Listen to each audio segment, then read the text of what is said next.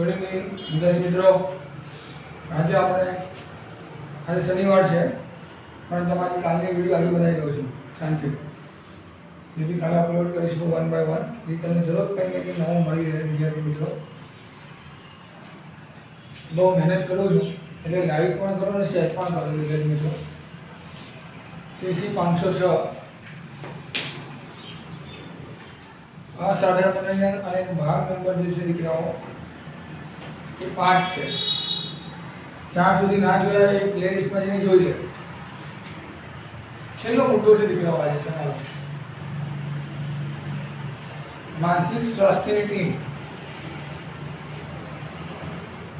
Team એટલે group. એક્ઝામમાં એવું પણ પૂછાય, માનસિક સ્વાસ્થ્યના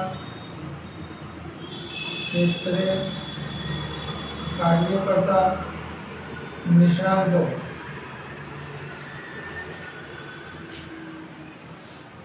શું પૂછાશે એક્ઝામમાં દીકરો? માનસિક સ્વાસ્થ્ય ટીમ પૂછી શકાય, કાં તો માનસિક સ્વાસ્થ્યના ક્ષેત્રે કાર્ય કરતા નિષ્ણાતો એવો શબ્દ પણ વપરાય. જવાબ કોમન આવશે, જરાય કન્ફ્યુઝ થવાની જરૂર નથી. એની અંદર પહેલું કોણ કામ કરે તો મનોચિકિત્સક. હવે મનોચિકિત્સક શું છે? સૌથી પહેલાની લાયકાત શું છે, શું ભણે છે, એનું ઇંગ્લિશમાં નામ શું છે? મનોચિકિત્સકને અંગ્રેજીમાં સાયકેટ્રિક કહેવામાં આવે છે દીકરાઓ. એ 12માની અંદર સાયન્સમાં ભણેલું હોય છે, બાયોલોજી ડિપાર્ટમેન્ટની અંદર. 2 ગ્રુપ હોય ને, બી અને એ ગ્રુપ. એ ગ્રુપ એન્જિનિયરિંગ અને બી ગ્રુપ મેડિકલ માટે. એની અંદર બી ગ્રુપમાં છોકરાઓ ભણેલા હોય છે. પછી MBBS કરે છે, નીટની એક્ઝામ પાસ કરવી પડે. હા, national eligibility entrance cum test, NEET પાસ કરવી પડે.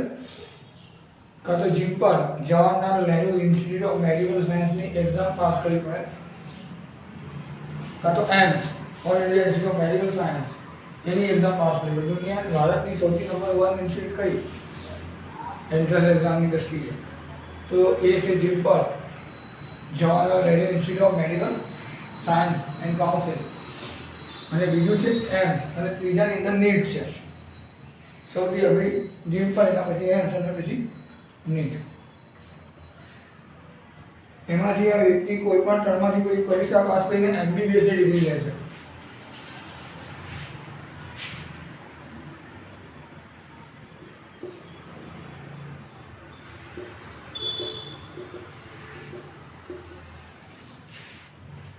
પાંચ વર્ષ થઈ ગયા હતા MBBS ને. એ લીધેલા પછી MD કરે છે. MD લાયકાત હોય છે. અને બંને થઈ જાય એના પછી એ diploma in psychology, diploma in psychology એ કરે છે. આની એક લાયકાત છે.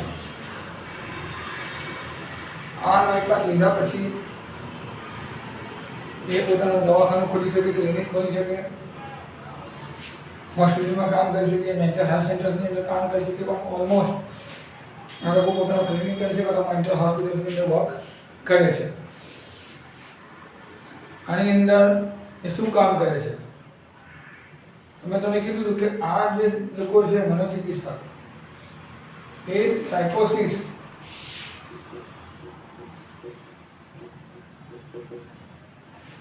એટલે કે તીવ્ર મનોવિકૃતિના જે દર્દીઓ છે, સ્કિઝોફ્રેનિયા છે, મૂડ ડિસઓર્ડર છે, પેરાનોઇયા છે, હા, આ બધા જે દર્દીઓ છે, સ્પ્લિટ પર્સનાલિટી છે, એ બધા દર્દીઓને ટેકલ કરે છે અને એની દવા આપે છે. દવાઓની એની પાસે જાણકારી હોય છે, સાયકેટ્રિક પાસે. મનોચિકિત્સક અને ચિકિત્સામાં આ તફાવત છે કે આ દવા આપી શકે છે, આ દવા આપી શકતા નથી. હા, ખાસ મહત્વનો મુદ્દો આ સમજે તો. અમેરિકા જેવા ડેવલપ કન્ટ્રીની અંદર દર 1 લાખે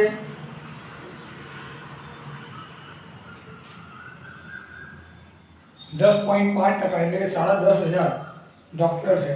આપણે ત્યાં તો કશું કહેવા જેવું નથી, આપણે કશું કહેવું પણ નથી. આ ડેટા તમે કમ્પેર કરો તો ઇન્ડિયાની અંદર બહુ ઓછા ડૉક્ટર્સ છે. વસ્તી વધારે છે 125 કરોડ અને તમે સર્ચ કરશો તો એટલા નથી, યુનિવર્સિટીઝ નથી. હા, અહીંયા ચર્ચ ઓછા છે અમેરિકાની અંદર, એટલે યુનિવર્સિટીઝ વધારે છે. જે દેશને વિકાસ કરવો છે, દેશની અંદર ધાર્મિક સ્થળો ઓછા હોવા જોઈએ એવું મારું પોતાનું માનવું છે. કદાચ તમને ખોટું લાગે પણ એ જરૂરી છે.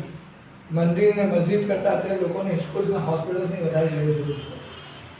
આખી દુનિયાને ફોલો કરી છે, જેના કારણે દર 1,10,000 ડૉક્ટર, બહુ સારું કહેવાય. અહીંયા તમે હાલની પરિસ્થિતિ જુઓ, માણસ આટલો મોટો છે, લગભગ 1 લાખ 2 લાખ તો પબ્લિક હશે, મને ખ્યાલ નથી એકચ્યુઅલી. અહીંયા કેટલા ડૉક્ટર તમે પોતે જ અંદાજ લગાવી લેજો. તો આ એનું અમેરિકાનું સ્ટેટ લેવલ બધાનું કેટલા ડૉક્ટર્સ ત્યાં છે અને કામગીરી શું છે. તો આ કામગીરીની અંદર છે સાયકોસિસના દર્દીને ટ્રીટ કરે છે. શું કરે? દવાઓ આપીને એને સારું કરવાનો પ્રયાસ કરે છે.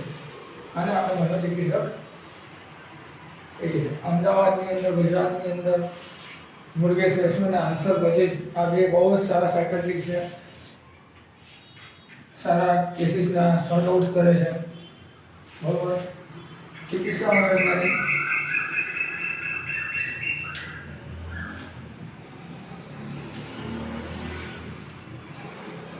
ક્લિનિકલ સાયકોલોજિસ્ટ, લાયકાત શું છે? BA અથવા BSc, MA અથવા MSc,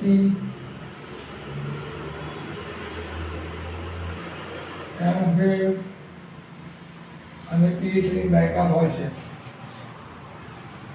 આટલી લાયકાત ચિકિત્સા મનોવૈજ્ઞાનિક પાસે દોસ્તો હોય છે. પછી શું હોય છે?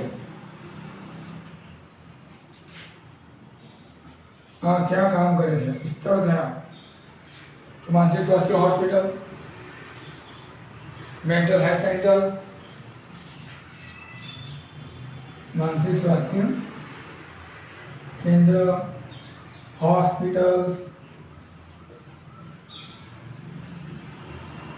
અને પ્રાઇવેટ ખાનગી હોસ્પિટલમાં કામ જે કરે છે. શું કોને ટેકલ કરે છે? અહીંયા શું લખ્યું છે? મનોચિકિત્સક કોને સારું કર્યું? સાયકોસિસ. ક્લિનિકલ સાયકોલોજીસ્ટ કોને કર્યું છે?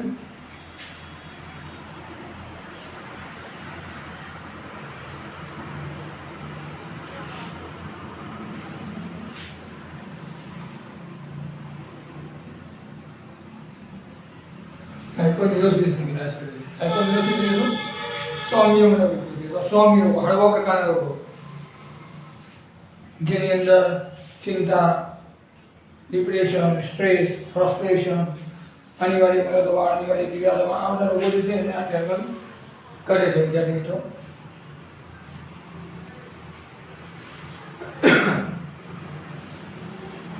અહીંયા તો આને ધંધો કરવો હોય મનોચિકિત્સકને, પ્રાઇવેટ સરકારમાં, તો આની પાસે જે લાયકાતની જે લાયસન્સ હોય છે એ લાયસન્સ એને ઇન્ડિયન મેડિકલ એસોસિએશન અથવા Indian medical council IMC NCI medical council of India એને લાયસન્સ આપે છે. જે ચિકિત્સા મનોવૈજ્ઞાનિક પાસે લાયકાત છે, આ લોકોને ટેકલ કરે છે, આ એનું સ્થળ છે. પણ પ્રાઇવેટ ધંધો કરો કોણ આપશે આને લાયસન્સ? કોણ આપશે? તો આને લાયસન્સ આપે છે RCI. RCI એટલે રિહેબિલિટેશન કાઉન્સિલ ઓફ ઇન્ડિયા. મેં તમને પહેલાં પણ આ બધી લિંક આપી દીધી છે ગૂગલ ક્લાસરૂમની અંદર. અને સરકાર જ્યારે પેલી માઇક્રોસોફ્ટ લિંક છે એની અંદર આપણે લિંકને શેર કરી દઈશું એટલે તમે ત્યાંથી પણ ડાઉનલોડ કરી શકશો. RCI rehabilitation council of India તમને આની લાયસન્સ આપે છે. દર 12 મહિના માટે પછી તમારે રિન્યુ કરાવવું પડે છે. તમે અહીંયાથી પણ લાયસન્સ લઈ શકો છો. IACP Indian national clinical psychology, Indian association of clinical psychology, અસાધારણ મનોવિજ્ઞાન. Sorry Indian association clinical psychologist અહીંયા તમને લાયસન્સ મળી શકે છે, બરાબર. એટલે તમે આ ચિકિત્સા ઓનલાઈન તરીકે કામગીરી કરી શકો છો. ક્લિયર દોસ્તો?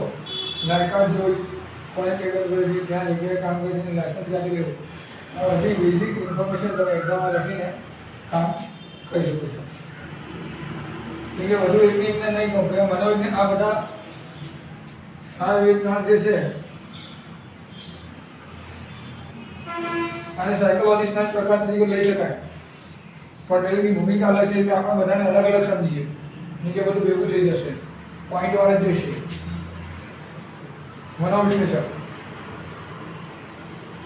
મનોવિશ્લેષક પાસે શું ડિગ્રી હોય છે? એમએ સાયકોલોજી હોય છે, અથવા એમએસસી સાયકોલોજી હોય છે, પીએચડી હોય છે, હોય ન હોય, અને ફ્રોઈડના સિદ્ધાંતોનું ગહન અભ્યાસ અને લાયકાત ધરાવતો હોય છે. ફ્રોઈડના સિદ્ધાંતો કયા? સંમોહન પદ્ધતિ, હિપ્નોટિઝમ મેથડ, હા, સાયકોસેક્સ્યુઅલ ડેવલપમેન્ટ થિયરીઝ, ઈગો થિયરીઝ, હા, રીએસોસિએશન મેથડ, મુક્ત સાચર્ય પદ્ધતિ, અચેતન માનવનો સિદ્ધાંત. આ બધા સિદ્ધાંતો પર બહુ એનું સારું કમાન્ડ હોય છે અને આ વ્યક્તિ મનોવિશ્લેષક તરીકે કામ કરે છે. અને ફ્રોઈડ જે ઉપચાર કરે છે, નિદાન તો કરે છે અને ઉપચાર પણ કરે છે. અહીંયા પણ નિદાન ઉપચાર તો આવશે જ, પણ કોણ? સાયકોન્યુરોસિસનું. અહીંયા પણ આ દર્દી હોય છે, સાયકોન્યુરોસિસ જ હોય છે. અહીંયા પણ જે દર્દી છે એ સાયકોન્યુરોસિસના જ છે. આ દર્દી પણ સાયકોન્યુરોસિસ આવે, પણ કેટલાક દર્દીઓ બોલતા નથી, ચૂપ થઈ જાય છે. ત્યારે સાયકોએનાલિસિસ એટલે કે સાયકોએનાલિસ્ટ મનોવિશ્લેષક જે છે એની પાસે એક્સરસાઇઝમેન્ટ હોય છે કે એના સપનાની અંદર તમને શું શું દેખાય, સપનાના સિદ્ધાંતના આધારે એના મનની વાત જાણીને એનું ડાયગ્નોસિસ કરે છે અને એનો ઉપચાર આપવાનો પ્રયાસ કરે છે, બરાબર. કાં તો એ મુક્ત સાચર્ય એની તક આપે તમારા મનમાં જે કંઈ પ્રોબ્લેમ્સ હોય, જે કંઈ ગૂંચવાડો એને બોલો, ફ્રી એસોસિએશન મેથડ.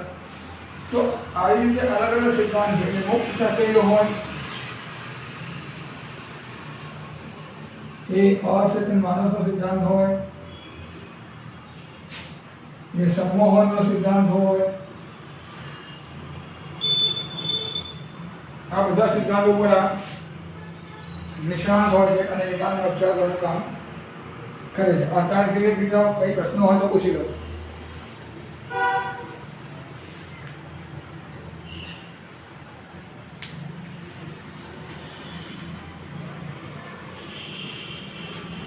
ત્રણમાં શું તફાવત છે?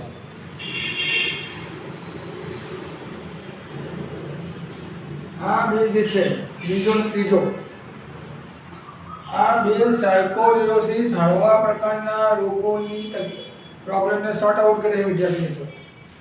જ્યારે જે આ મનોચિકિત્સક છે નંબર 1, એ સાયકોન્યુરોસિસ તીવ્ર પ્રકારના રોગોનો ઇલાજ કરે છે, નિદાન અને ઉપચાર કરે છે દવાઓ દ્વારા. દવાઓ હોય, ઇન્જેક્શન્સ હોય, વિદ્યુત આંચકા ઉપચારો, ઇલેક્ટ્રિક શોક થેરાપી હોય, એને જે યોગ્ય લાગે એ કરે છે, જે દર્દી માટે જરૂરી હોય. ચિકિત્સા મનોવિજ્ઞાન પર નિદાન અને ઉપચારનું કામ કરે છે, પણ એની પાસે દર્દી હોય છે સાયકોન્યુરોસિસ હોય છે. સાયકોસિસ હોતા નથી, અહીંયા સાયકોસિસ છે, અહીંયા સાયકોન્યુરોસિસ છે. એટલે હળવા પ્રકારના રોગોનો ઇલાજ કરવાનું કામ આ કરે છે. લાયકાતની અંદર તમે જોયું કે અહીંયા બીએમએ પીએચડી તો છે, અહીંયા પણ છે ચિકિત્સા મનોવિશ્લેષકો છે, પણ અહીંયા આ લોકો પાસે ફ્રોઈડના સિદ્ધાંતનું આગવું એડવર્ટાઇઝમેન્ટ હોતું નથી. એ બીજી પણ મેથડનો યુઝ કરીને કન્સલ્ટિંગ કરી શકે છે અને નિદાન કરી શકે છે. મનોપચાર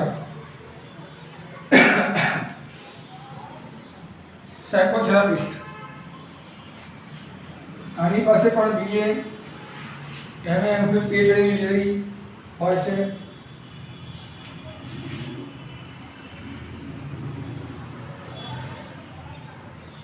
એમએસસી પીએચડી રહેતા એની પાસે પણ હોય છે દોસ્તો. અને એની સાથે સાથે એની પાસે જૂથ મનોપચાર, મનોનાટ્ય મનોપચાર, સંવહન મનોપચાર, અશરીર કેન્દ્રિત મનોપચાર, રોજસનો મનોપચાર, બેકનો મનોપચાર, અલગ અલગ ઘણા બધા મનોપચારના પ્રકાર, બોધાત્મક મનોપચાર, આ બધા જે મેથડ છે મનોપચારની અલગ અલગ ટેકનિક છે. એ ટેકનિક્સની અંદર આની પાસે એક્સપર્ટાઇઝ હોય છે અને એ દર્દીનો ઉપચાર આ મનોપચાર પદ્ધતિના આધારે સારવાર કરે છે. ક્લિયર મિત્રો? હવે આપણે વાત કરીએ સામાજિક કાર્યક્રમ, ચિકિત્સા સામાજિક કાર્યક્રમ. અહીંયા થોડું લખવાનું રહી ગયું તો મેં એરો કરી દીધું છે. ચિકિત્સા સામાજિક કાર્યક્રમ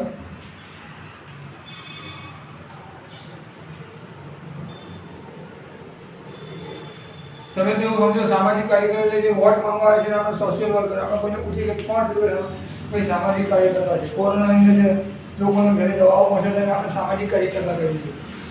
ભાઈ સામાજિક કાર્યકર પાસે ડિગ્રી હોય બીએબી બીએબી સાયકોલોજી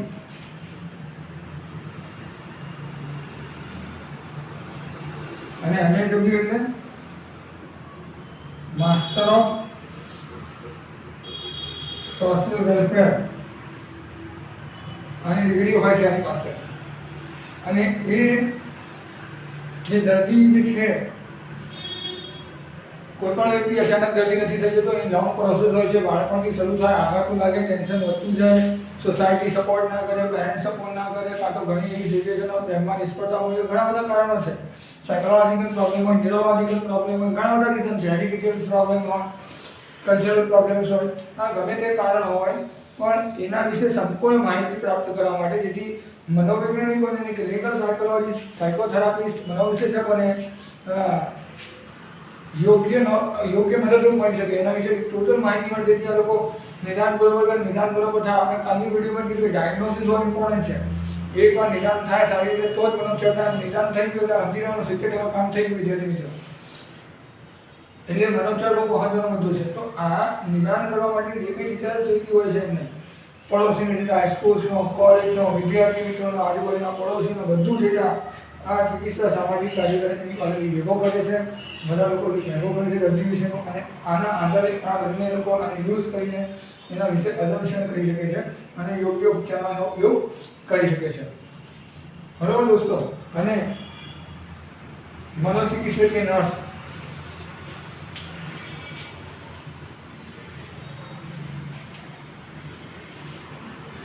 જે સાયકેટ્રિક નર્સ છે એ દર્દી છે, સાયકોસિસનો જે પેશન્ટ છે એ બંને પ્રકારના પેશન્ટમાં કામ કરે છે. બરાબર? આ વાંચવું અને છેલ્લું જે છે એ સાયકોસિસ અને સાયકોડિયોસિસ આ બંને માટે કામ કરે છે.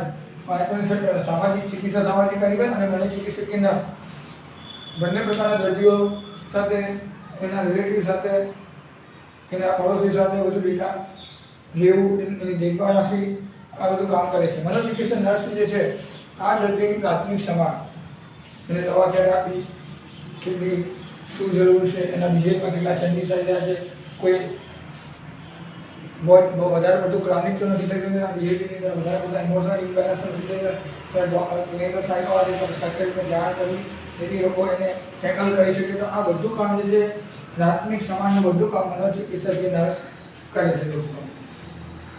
પછી છે ઓક્યુપેશનલ થેરાપિસ્ટ.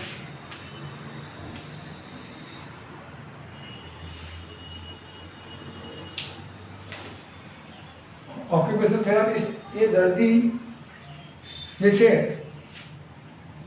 એ દર્દી ઓલમોસ્ટ સારા થઈ જાય છે 4-5 વર્ષની અંદર. બરાબર?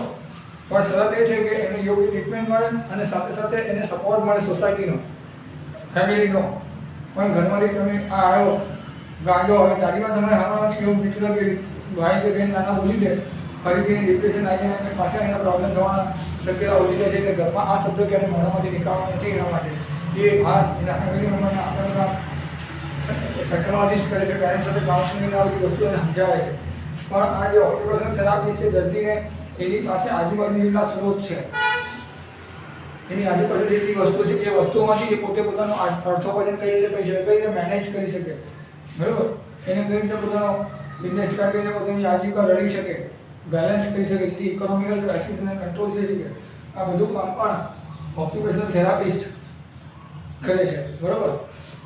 પછી છે અર્ધ વ્યવસાયિક સામુદાયિક સ્વાસ્થ્ય કાર્ડ. અર્ધ વ્યવસાયિક એટલે શું? જેની પાસે કોઈ લાયકાત નથી એકચ્યુઅલી, પણ એક્સપર્ટાઇઝ જે પર્સન છે, આની પાસે કોઈ લાયકાત નથી,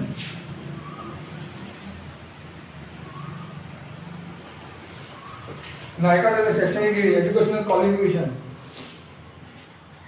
આ લાયકાત એની પાસે નથી, પણ આ એક્સપર્ટ પર્સન સાથે રહીને એ ક્લિનિકલ સાયકોલોજીના અંડરમાં કામ કરે, કે સાયકોલોજિસ્ટના અંડરમાં કામ કરે, કે સાયકોથેરાપિસ્ટના અંડરમાં કામ કરે, કે સાયકેટ્રિકના અંડરમાં કામ કરે, એટલો તૈયાર થઈ જાય છે 2, 4, 5, 10 વર્ષ પછી કે પછી એ મદદરૂપ બની શકે. અને જ્યારે બહુ કટોકટી થાય, ત્યારે ભૂકંપ આવ્યો હતો, કોરોના આવ્યું છે, ભૂકંપ આવ્યું હતું, અર્થક્વેક આવ્યું હતું, દુકાળ આવે, આ બધી જ્યારે કુદરતી આફત આવી જાય છે વ્યક્તિઓ પર, કાં તો માનવ શરીર આફત આવી જાય છે, ત્યારે લોકોનું માનસિક સ્વાસ્થ્ય બગડી જાય છે. આવી પરિસ્થિતિમાં ડૉક્ટરની સંખ્યા હવે ફોરેનની અંદર 1,10,000 છે, 7-10,000 છે. અહીંયા ભારતમાં તો કેટલી હશે? માંડ 1000 ને તમને 1200 નહીં હોય, 1200-1300થી વધારે નહીં હોય, બરાબર. આવી પરિસ્થિતિની અંદર ડૉક્ટર નહીં પહોંચી પડે ત્યારે આવા ટ્રેન લોકો એમની અંદર કરેલા તૈયાર હશે, ત્યારે આ બધા યોગ્ય ભૂમિકા ભજવી શકશે. એને આપણે અર્ધ વ્યવસાયિક સામુદાયિક સ્વાસ્થ્ય કાર્યક્રમ તરીકે પણ ઓળખી શકીએ છીએ. છેલ્લો મુદ્દો છે તમારો વિદ્યાર્થી મિત્રો, 9મા નંબરનો, આલ્કોહોલ કે કેફીટેરિયાના દ્રવ્યોનો દુરુપયોગ જે દર્દીઓ કરે છે એને કઈ રીતે અટકાવવો.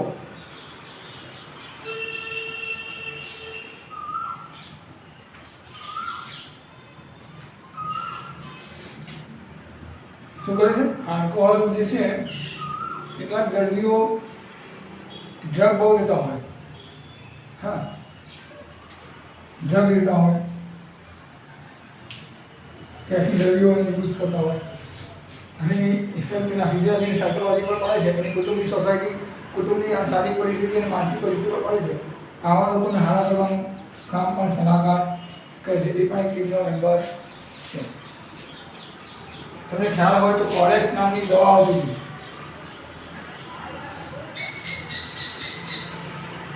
જે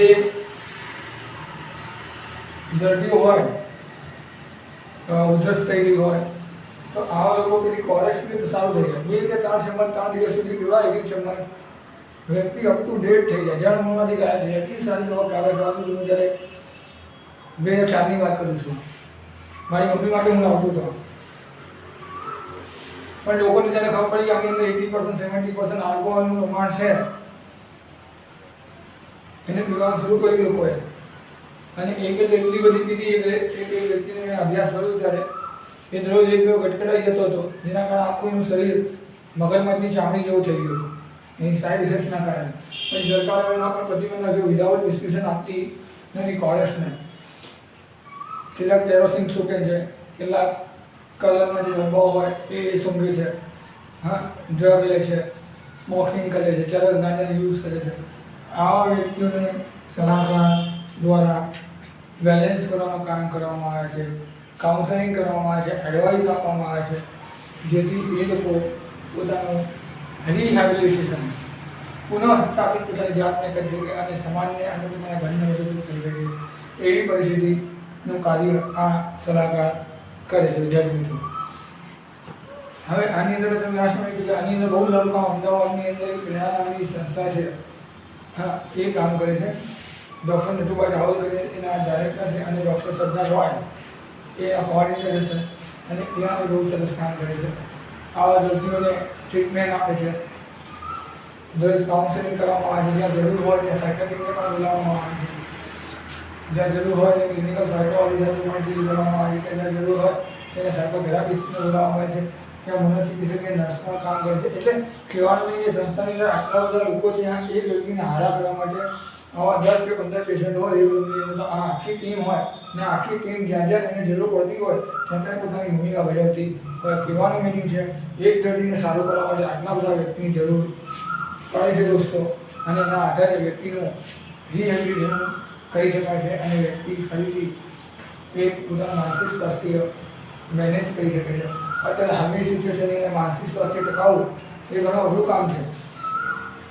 લોકોને સતત ટેન્શન વધતું રહ્યું છે, ખાસ કરીને ઇકોનોમિકલ પ્રોબ્લેમ ઘણી છે, આર્થિક પ્રોબ્લેમ ઘણી છે લોકોને, અને જેના કારણે સ્ટ્રેસ વધી રહ્યું છે, બેલેન્સ નથી કરી શકતા લોકો, જેના કારણે બધા પ્રશ્નો થાય છે. એટલે કાલે પણ આપણે જોયું હતું કે કેટલી છે વસ્તુઓ, તો આપણે રિવિઝન કરી લઈએ. એક્ઝામની દૃષ્ટિએ શું પ્રશ્ન મહત્વના છે, પાછલા વર્ષોની અંદર શું પૂછાય છે, કે એના પ્રશ્નના જવાબમાં શું લખવું, એના માટે આપણે કાલે છેલ્લી વિડીયો સોમવાર અપલોડ કરી. 6 નંબરની અંદર 5મો નંબર છે, એટલે તમારો આખો ઇવેન્ટ પૂરું થશે દોસ્તો.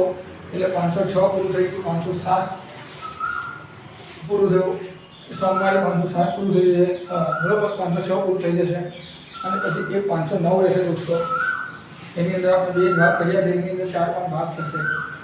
તો તમારું ટીવાયનો અભ્યાસક્રમ જુલાઈ સુધી સંપૂર્ણ કમ્પ્લીટ થઈ જશે. તમને કોઈ પ્રશ્ન આવશે નહીં. યુટ્યુબ પર વિડીયો છે, ગૂગલ ક્લાસરૂમના પ્રશ્ન છે, ક્વિઝ લઈએ છે તમારી, બરાબર, ગૂગલ ફોર્મ દ્વારા. તો તમે એકદમ બેલેન્સ આગળ જઈ રહ્યા છે. આપણે કાલે વેબિનાર પણ કર્યું છે. હા, 84 લોકોનું પાર્ટિસિપેશન થયું છે. અને સૌથી મહત્વની વાત છે કે આપણે જોશી સાહેબને શુભેચ્છા પાઠવવી પડે કે આપણને સર્ટિફિકેટ પણ આપવાના છે.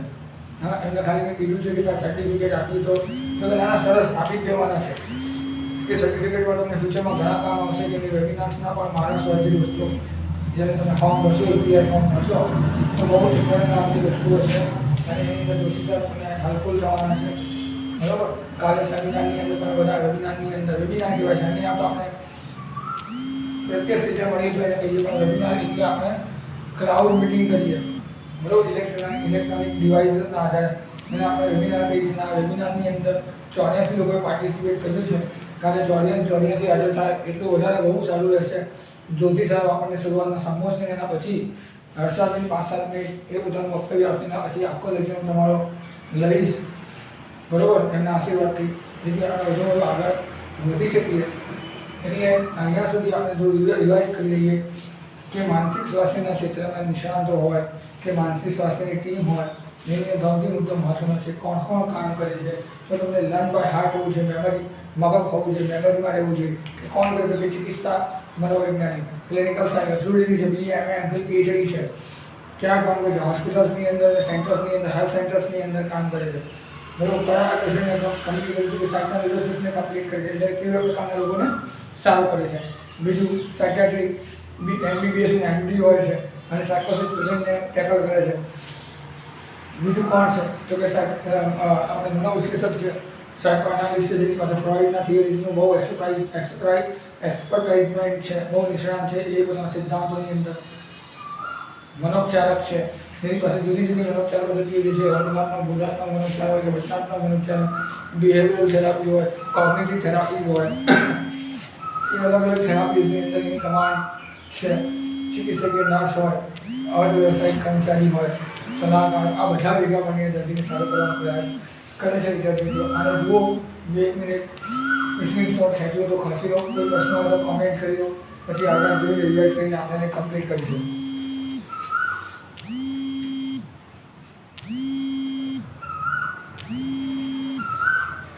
એટલે હવે મને એવું લાગે છે કે અહીંયા સુધી તમને ક્લિયર છે. તો અહીંયા સુધી રાખે કે અહીંયા આપણે 506ની અંદર બધા મુદ્દામાં થઈ ગયા છે. કાલે આપણે બધું સ્વાધ્યાય જે છે કઈ રીતે લખવું, એક્ઝામમાં શું પૂછાય જેની ચર્ચા કરીને આ ટોપિક પૂરું કરશું. લાસ્ટ ડિટેલ વિડીયો આપણી રહેશે, તમે સ્ક્રીનશોટ પાડી લો, બરાબર. હું તમને 1 મિનિટ આપું છું, બરાબર. એના પછી આપણે આને ક્લોઝ કરી દઈશું. હું તમારું સમાપ્તિ કરું છું. Thank you very much. Bus screenshot રાખવા માટે વિડીયો ઓન રાખી છે, તમે ખેંચી શકો છો.